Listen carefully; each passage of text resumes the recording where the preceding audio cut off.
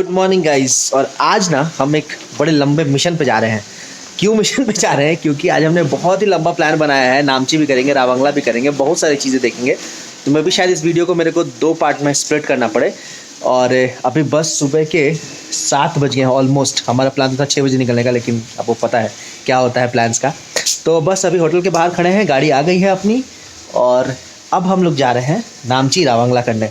और हमारा breakfast pack हो गया है, मतलब जो ओनर्स हैं हमारे होटल के ना, ओह बड़े सही लोग हैं। तो बस अब चलिए, हेलो, चलते हैं अब आपको लेके आगे। आपका भी आना ज़रूरी है ना कभी कभी। यही है हमारा होटल, आप देख रहे हैं, चोलम रेसिडेंसी। और जो ये कपल हैं जो ये होटल रन करते हैं, दे आर सो स्वीट, इतने अच्छे, काफ़ी, मतलब हमारी तो इतनी लंबी लंबी बातें होती हैं ना यहाँ पे, और खाना भी एक नंबर बनाते हैं। तो चलिए अब यहाँ से हम लोग निकलते हैं। देखिए चुप जा रही हैं, जब भी मैं व्लॉग करना चाह रहा हूँ, उनको चाह रहा हूँ कैमरे पे लेके आना, तो चुप जा रही हैं। एनीवेज, बातें बहुत हो गई, निकलते हैं अब। Bye bye bye bye.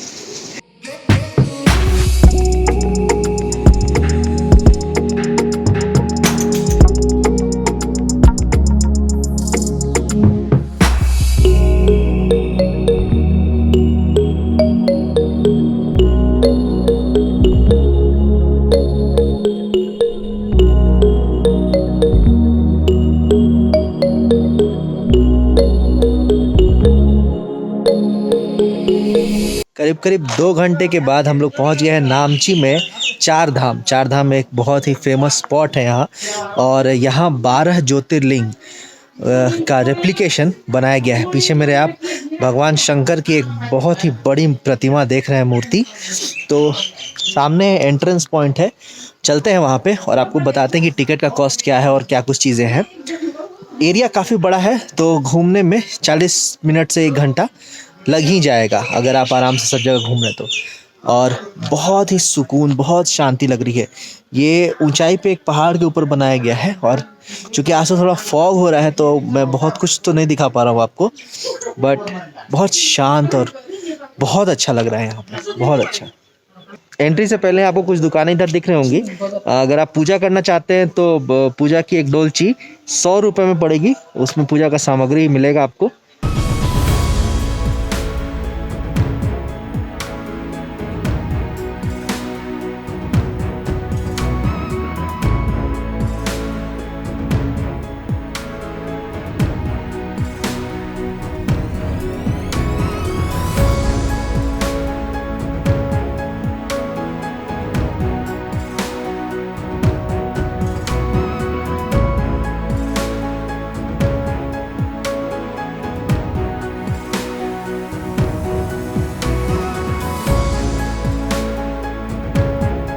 सबसे पहले आपने जूते जमा करने के बाद अंदर एंटर लेंगे, तो ये एक मैप दिखता है जिसमें कि 12 ज्योतिर्लिंग जो हैं उनका रेप्लिका जो बनाया गया है, उसका प्लेसमेंट दिखाया जा रहा है।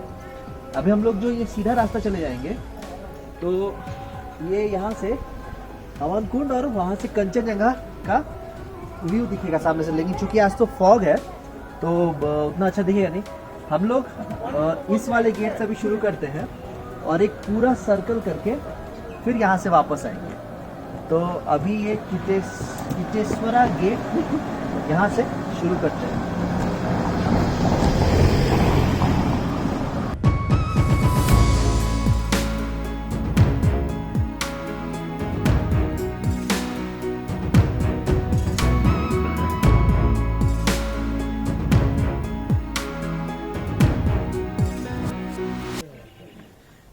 ये था हमारा पहला धाम, जगन्नाथ धाम।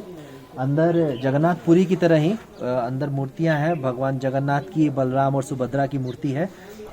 ओवरऑल रेप्लिका बिल्कुल सेम है। जो मुख्य मंदिर है ऐसा ही दिखता है, ऊपर आपको पताका और चक्र भी दिखेगा। तो पहला पॉइंट ये था, काफ़ी अच्छा था। अब यहाँ से चलते हैं दूसरे पॉइंट की तरफ।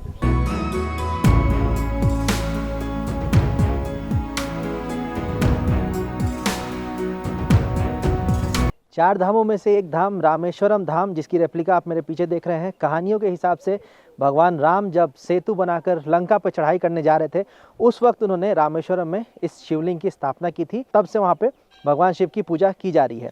तो 4 धामों में से बहुत ही महत्वपूर्ण धाम रामेश्वरम का, जिसकी रेप्लिका यहाँ है। चलिए अब यहाँ से चलते हैं अगले धाम की तरफ।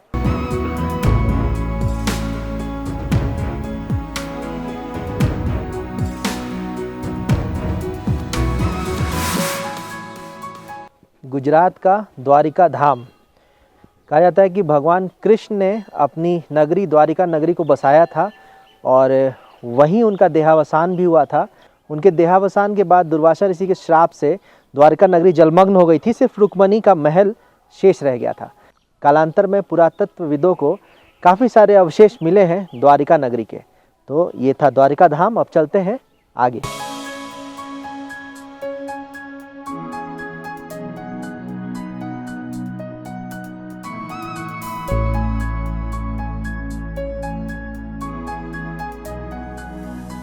चार धामों में से एक और बहुत महत्वपूर्ण धाम बद्रीनाथ धाम।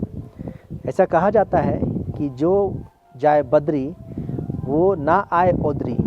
इसका मतलब होता है कि एक बार जो व्यक्ति बद्रीनाथ धाम होके आ जाएगा उसे दोबारा जन्म लेने की ज़रूरत नहीं है, उसे मोक्ष मिल जाएगा, मुक्ति की प्राप्ति हो जाएगी।